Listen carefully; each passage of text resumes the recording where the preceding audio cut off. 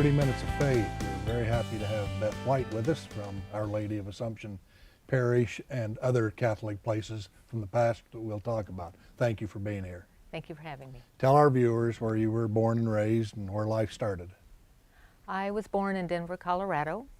My dad was in the Air Force, so we moved quite a bit. I've lived in a lot of different places in the United States. And when I got to school age, we settled in Southern California, and I've been in California ever since. Are you old enough to remember? I mean, are you young enough then, old enough now to remember? Was that Lowry Air Force Base? It was Lowry Air Force Base. I didn't remember it from the time, but I had an opportunity to go back and see where my first home, and that was kind of exciting. And I saw Lowry across the street.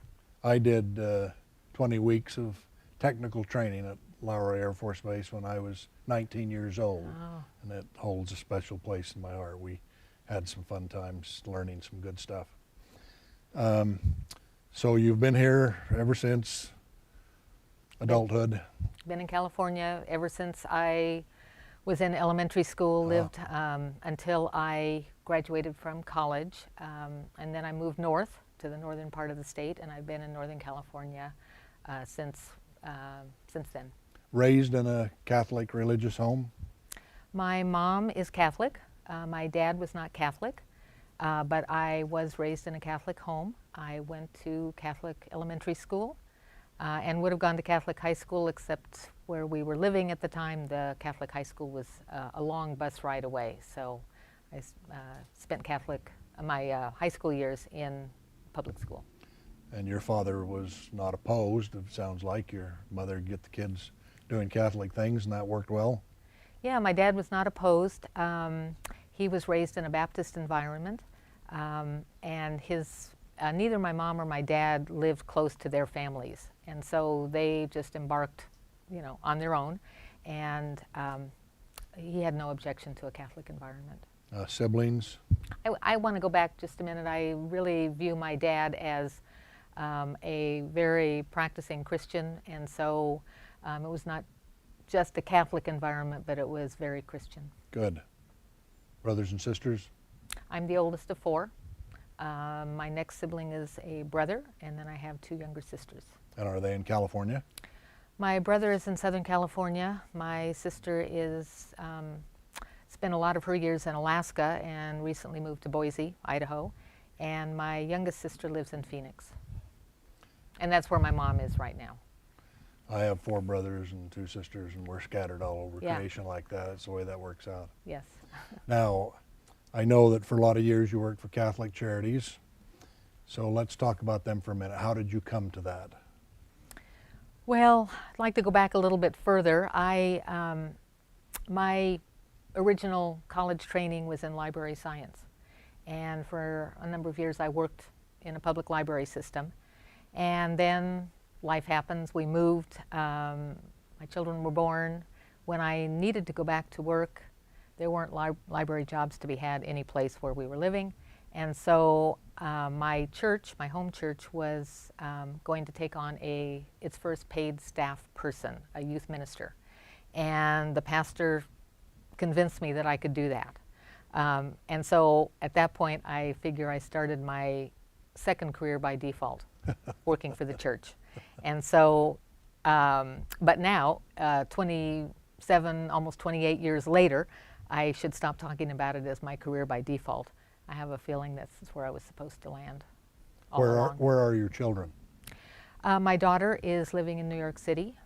She works for the Metropolitan Museum of Art. Wow. Great place to visit. My son is in the Air Force, and he is currently stationed in just outside of London, but at the moment he's in the Middle East someplace.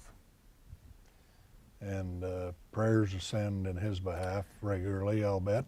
Yes, because when he's on deployment, I don't hear from him very often. So I'm always assuming that no news is good news. Absolutely. Yeah. So then how did you end up at Catholic Charities per se? I would say, let's see, that was in the year 2000. 2000. My children had gone off to college. announced that they were never going to move back to the place where I was living, and so I thought it was an opportunity to move back to a city. I'm more of a big city person, and had the opportunity at that time to, there was an opening at Catholic Charities, and I was fortunate enough to be hired to do that. So I've been doing that, was doing that up until September of last year. Now, Catholic Charities has done a gazillion things in a gazillion places Yes. for a gazillion reasons. Uh-huh. Can you give us an example of just some of the things that unfolded while you worked there? Just an example of something good that may have benefited a large group or a small group? Yeah, like you said, Catholic Charities is one of the largest social service providers in the United States. But narrowing it back down to the local level, there were a lot of good things that happen. I'd say everything that Catholic Charities does is good. Maybe I'm biased, but whether it is helping a family stay in their apartment because one or more of the parents have lost a job, or helping a young person with an immigration issue so that they can go to college, or helping an older person improve their life so that they can continue living independently. You know, all those kinds of programs were something that I've been lucky to be a part of. Now, is Catholic Charities assigned by diocese? Yes. I would say across the United States, most Catholic Charities organizations are affiliated with their home diocese. And you've worked some with Father Kiernan, who's a board member, a great friend. Yes. Actually, for all the years I've worked in the church, I've worked for Father Kiernan. He's been my supervisor, and I have to say I've learned a great deal from him. I'm never going to forget into the eternities that I said to him one day, "Do you look like your father did?" We were talking about Father, and he said, "I do. He was a handsome man." I laughed and laughed. What keeps you motivated to keep going and doing well and doing good? Is it the Christian upbringing, or more than that? Well, I think it's a lot of things. The Christian upbringing is one of the things. I remember my mom asking me a number of years ago, "Why do you keep doing this work?"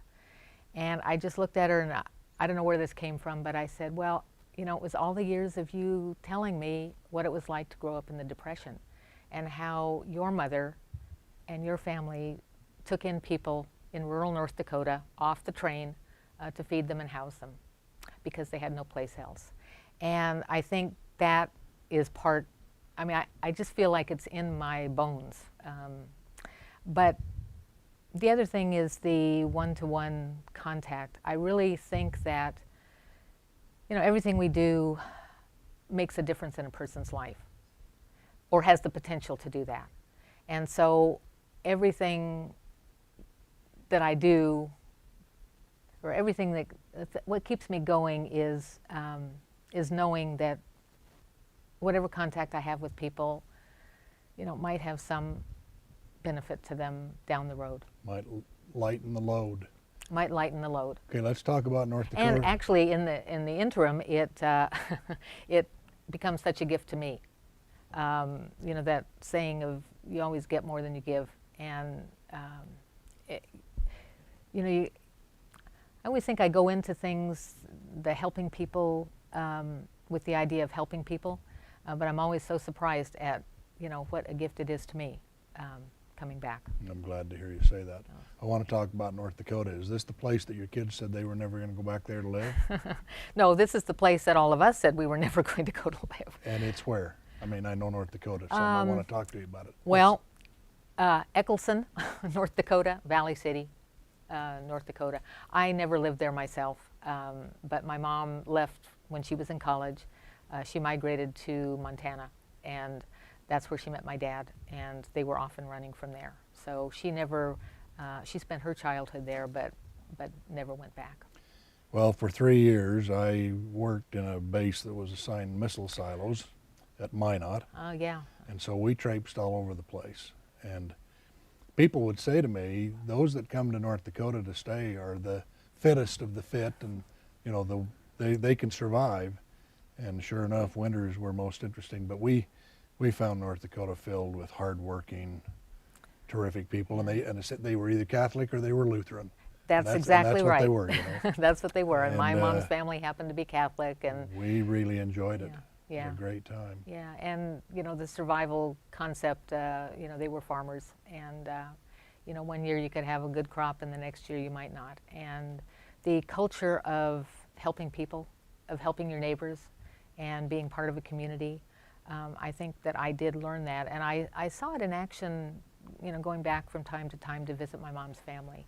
And you just see that in the neighborhood, in the community, and you know, we'd be out visiting people, and you'd see somebody on a tractor on a farm, and they'd point out the person and say, okay, that's so-and-so, and these were their parents, and this was their connection to us. And I think the connection that people have in an environment like that really rubbed off on me.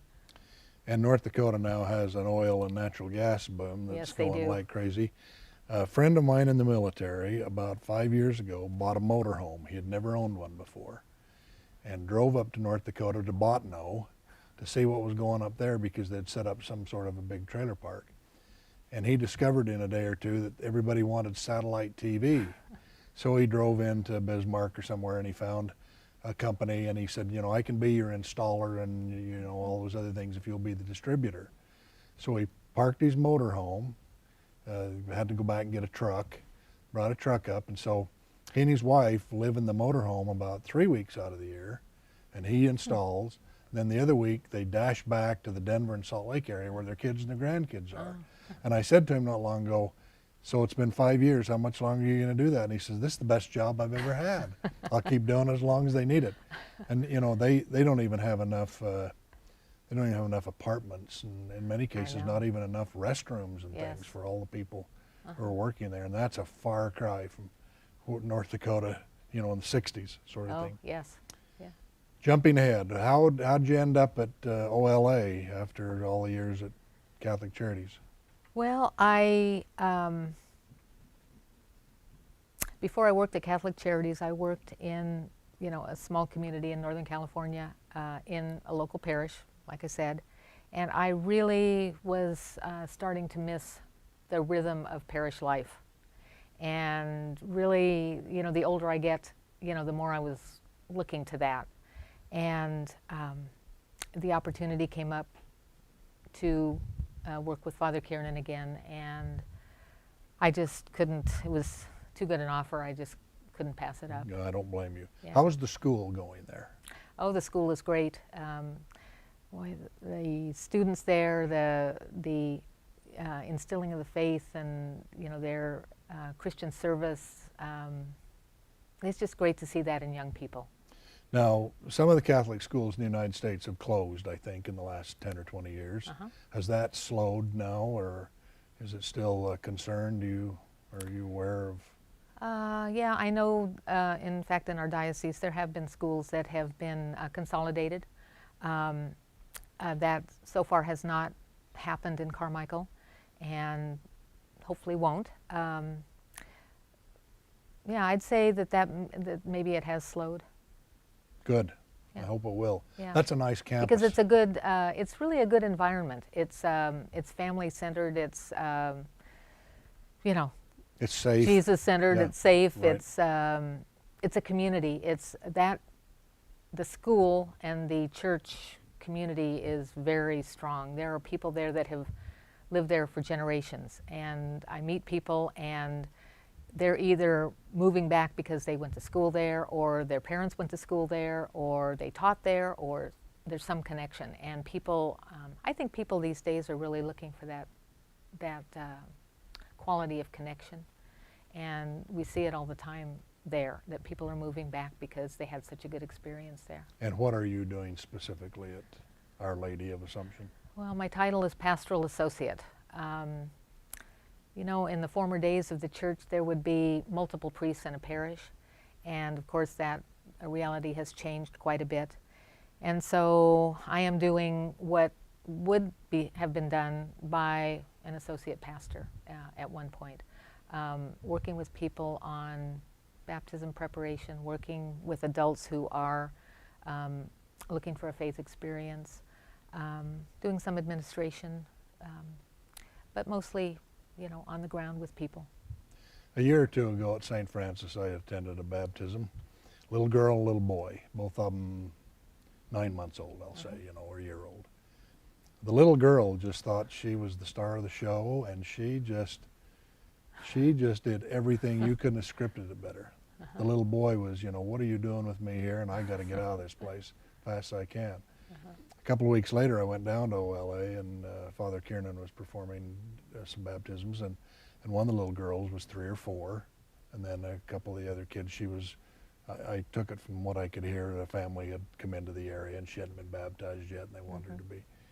And then they had these 3 or 4 other little kids, and it was interesting to watch the love of the parents and the uncles and the aunts and the grandparents, and in a couple of instances older siblings, and how important that was to the family thing. So that whole family structure in our churches is going really, really well. Do you at OLA do very much outreach to other faiths?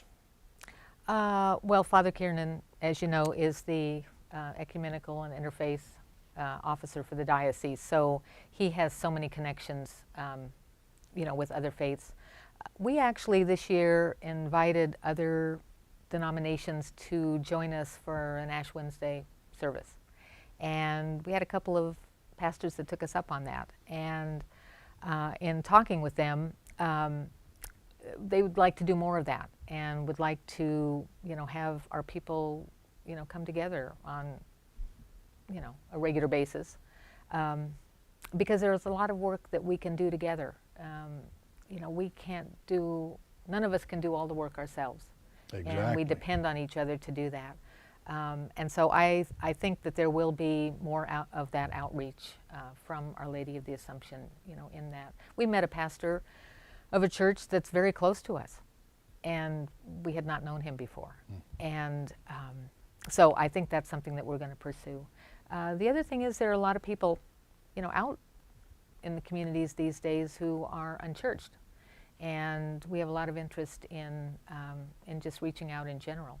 To people even in our neighborhood. We're located right in a neighborhood, and there are homes all around us, and we know that there are people there who maybe don't have a church home, and you never know, might be looking for something. So I think that we'll be doing some outreach to It's a that nice as well. campus and a nice setup. I mean, it's a really good location.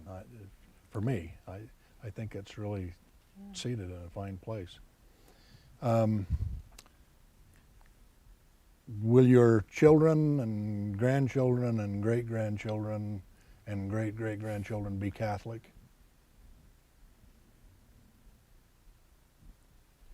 I would hope so, but I don't know that for sure. Kids go away from their faith foundation. They do. What my goal always was to give them a foundation, and that if they went away from that, they would have a place to either come back to or to go from. And my son, for example, this was a few years ago, he was stationed in Germany at the time and was going through a little rough patch. And he called me out of the blue one day and said, why did I leave the church? And I said, oh, Aaron, you didn't leave the church, you just stopped going. And he said, oh, Good so answer. that's so great, because he had just gotten connected with a chaplain, a military chaplain that he really connected with, and has been back going to church ever since. That's a good answer. And so I always counsel people, especially if they're bringing a child for baptism, that the parents are the first and most important educators of their children, and those are the people that pass on the faith, and we just help them do that, but it's their role to do that. And that it's really important to give kids a foundation, because I run across adults all the time who have had no foundation because the parents thought they were going to do them a favor by not giving them anything so they could choose when they got old enough to choose. And then they had nothing, they had no context. And all they knew was that they were looking for something. They didn't know what it was until they happened to meet somebody who was a member of a church, or was related to somebody, married into a family, and See it all the time. yeah. So what I hope for my own children is that I was able to give them enough of a foundation that they, and I see them, I see them doing things that tell me that it's in them, whether they are part of a formal church community or not. They have Christian beliefs, and they have a sense of service to their brothers and sisters. Pope Francis has really extended the love and family and goodness and Yes. and the least among us, and Oh, you know, yes. that whole viewpoint, very impressive and very pleasing. Yeah, Bishop Soto tells the story. He was in Rio for World Youth Day, and he kind of jokes about one of the events. He said, I'm there on the beach at Copacabana with 3 million of the Pope's closest friends. And he talks about Pope Francis speaking to the young people on the beach, gathered on the beach. But surrounding that are high-rise hotels, fancy hotels. And when all of this was going on the beach, you could see people in the hotels on their balconies. And Pope Francis told the young people, pointing to those balconies, you can't balconize your faith. You can't keep it in the balconies. You have to bring it to the beach. You have to bring it to the ground, and you have to walk the talk, and you have to be, you have to be working with the people. And he tells that to people, just regular people, but he also tells it to the clergy and to his bishops, that you need to get out there and be with the people. You can't be, keeping that faith to yourself. So it's a very inspiring, to me anyway, it's very inspiring, to have that leadership. I haven't talked to a Catholic yet who wasn't just really thrilled with him, who just feel like, and there was no reflection on Benedict or anyone else. They just think Francis is just a wonderful, wonderful soul. Well, you hear this in other contexts, but you also see it with the Pope. When you've seen one Pope, you've seen one Pope. They all bring something to the church, and they're elected through the guidance of the Holy Spirit, and so there's something that the church needs that they in particular can do. And you have seen that, in all of our recent popes anyway, that each one has brought something that the church seems to need at the time. And, whether it's the intellectual style of Pope Benedict, which was so great, Pope John Paul II, his love of young people, or Pope Francis, who, is down there with the poor and marginalized. They all bring something different, that we need to hear. I read a day or two ago that some film company was going to show a movie about Christ in a soccer stadium in Central America somewhere, I think it was. I'm sorry, I've forgotten where that was. But he said, somebody said, well, you can't get 60,000 people to come to the movies. And he said, well, if we can't get them to come to see Jesus in Central and South America, we can't get them to come anywhere. And then the next night they had 68,000 people. And they had 14 big screens set up, and then the sounds, and and at the end when they played the credits, they were showing some other pictures and things. Everybody just sat dead quiet, like they were right in church. They wanted to see who had been responsible, and they wanted to see the little outtakes and things. And then when it ended, they just burst into applause and cheered and screamed and whistled and shouted, and sort of brought the soccer arena into play. And that was just kind of a refreshing thing to read. I thought that's just very, very cool. Yeah, I had an experience like that. I took high school students to World Youth Day when it was in Denver. And we were at Mile High Stadium. Yes. The stadium was packed, and they were showing, it was Pope John Paul II at the time, on the big screen. Right. They were showing him. Jumbotron. Yeah, and they were showing him in the helicopter landing, and getting into his car that he was coming over. And they started with their feet. And the stadium was just shaking, with this anticipation. And to see young people so so many young people considering themselves part of something bigger, and to be cheering, you know, for a religious figure and not a sports figure or a music figure, you know, it's just inspiring that that is still possible today. I thought it was really cool that they, you know, those people in the Sox Stadium were cheering for God. We don't do that much, you know. We don't bow do our that heads and we pray and we're Mm-hmm. quiet and we're try to be humble and decent, but we don't get to cheer much. And so when it is the Pope or whatever, boy, that's a great reason to stand up and cheer and let it rock and roll. Yeah. That's fun. Yes. Do you think the youth of today in the Catholic Church will continue on? I do. I think that it may not be the way we envision it, but I think they do. I think they want that. I think they see that. Of course, not everybody. Of course. But I really believe that the power of young people is there and the idealism, you know, to change our world, to do something important, to do something meaningful, you know, for other people. I think that is there. I said to a religious leader a week ago, do you think the second coming is close? And he said, I don't know. I don't think about it much. I'm thinking about, you know, building up and, you know, encouraging and uplifting and all those other sorts Mm-hmm. of things. Yes. Well, we're drawing to a close, so I want to ask you one last question, and that is this, that if you could wave a magic wand to fix or repair or improve or change something in the world, what would that do? What would it be? Oh, it would be great if everybody, no matter what the circumstances, could be seen as a child of God, and that no matter who we look at, we see the image and likeness of God. And I really wish that could happen. I hope it will. It's what we're I working hope it for. will. It's what we're all trying for. It is. Thank you. Thank very, you. very much. Nice Thank to you. visit with you. Glad you'd be here. Thank you. Okay, take care. Thank you.